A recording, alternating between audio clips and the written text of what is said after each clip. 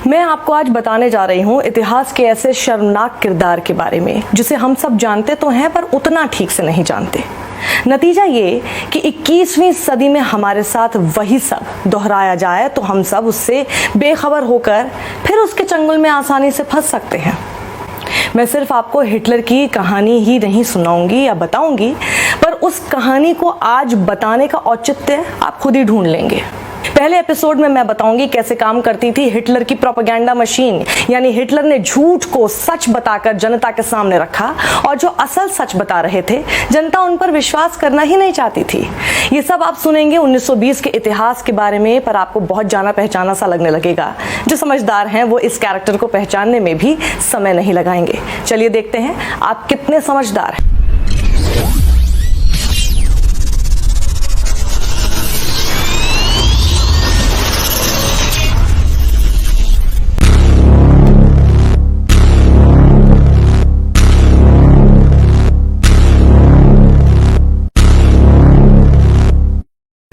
देखिए प्रोपेगेंडा कैसे काम करता है। 1920 के दौर में हिटलर बड़े बड़े जाने पहचाने चिन्हों, शब्दों और तस्वीरों से जनता का ध्यान खींचने की कोशिश करने लगा था।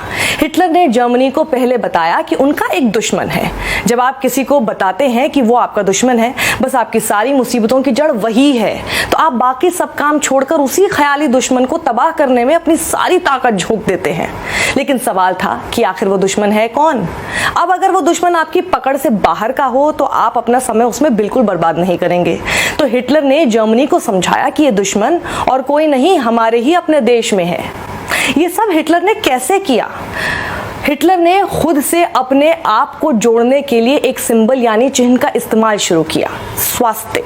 फिर चाहे हवा में जहाज से बनाई गई फॉर्मेशन हो, बिल्डिंग हो या कब्रिस्तान, हर जगह यही चिन्ह इस्तेमाल होने लगा, जिसका संदेश था अनुशासन, ताकत। लेकिन अभी भी समझना जरूरी है कि ऐसी नौबत आई ही क्यों कि अनुशासन का संदेश देकर हिटलर जर्मनी पर राज कर पाया, जिससे आज भी जर्मनी के लोग खुद को कोसते हैं। क्योंकि ऐसा करने के लिए कोई तो बड़ा कारण या घटना होनी चाहिए जिससे लोग खुद को कमजोर समझने लगे हों और अंदर से टूट चुके हों। तो इसकी शुरुआत हुई पहले विश्व युद्ध की हार से।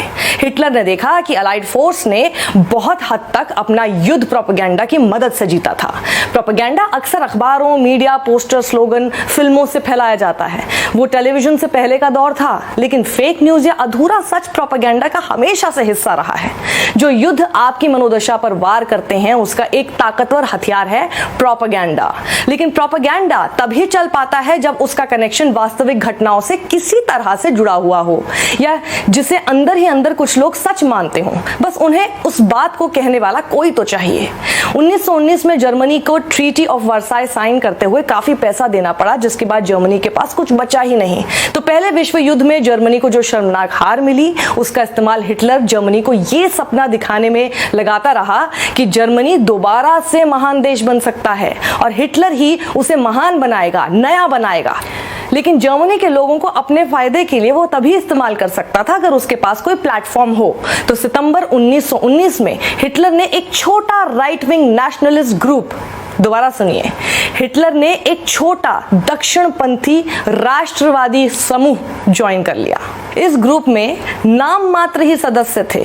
2 महीने के अंदर ही हिटलर ने ऐसा कब्जा जमाया कि वो बेहद जरूरी शख्सियत के तौर पर उभरने लगा। और तब हिटलर ने पोस्टर बनाने से शुरुआत की।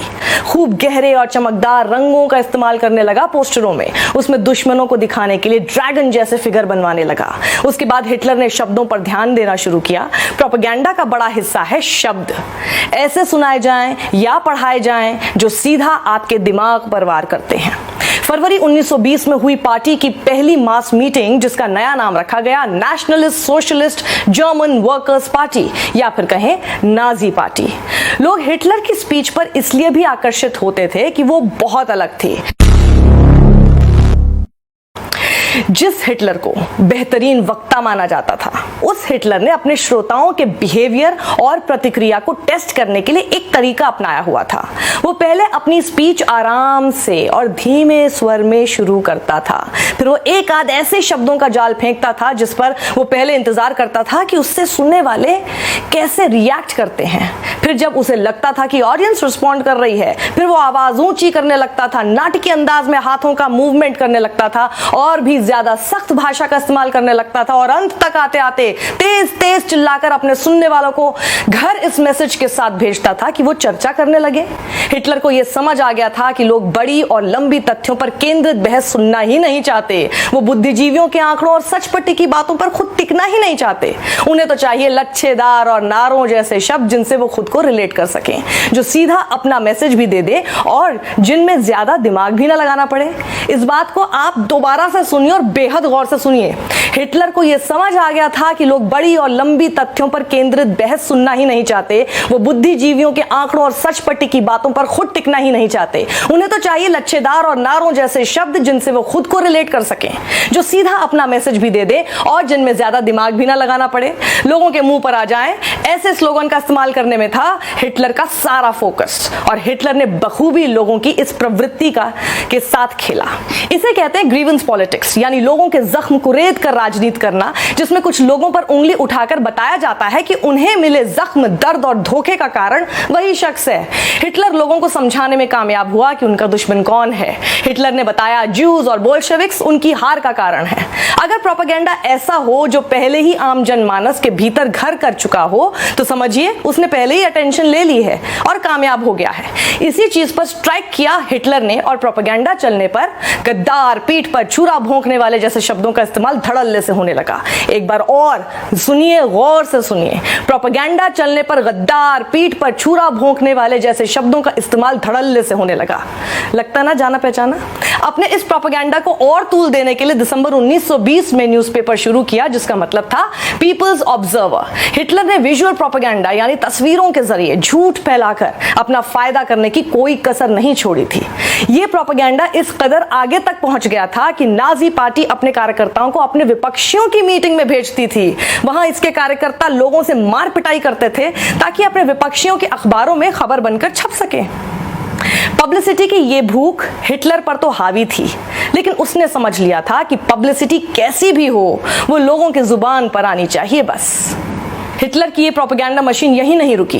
कैसे जर्मनी की जनता वो बन गई जो उसे नहीं बनना चाहिए था। कैसे एक व्यक्ति के फैलाए झूठ को जर्मन सच मानकर राष्ट्रवाद की आड़ में वो सब करने लगे जिसके लिए इतिहास उन्हें आज भी माफ नहीं कर सकता। इस सीरीज के अगले एपिसोड का करें इंतजार, जिसमें मैं बताऊंगी इस हिटलर का भी एक गुरु था जिसे देखकर वो इतना दुष्ट और नीच बन सका। फोटोग्राफर और कैमरा के लिए हिटलर की ऐसी दीवानगी देखिएगा जो जानी पहचानी सी लगने लगेगी। ये सब देखिए दूसरे एपिसोड में। तब तक इस वीडियो को शेयर करना ना भूलें ताकि दुनिया का हर देश उस इतिहास को जाने जिसे जानते हुए भी अपने यहां दोहराने का मौका नहीं देना है। नमस्कार।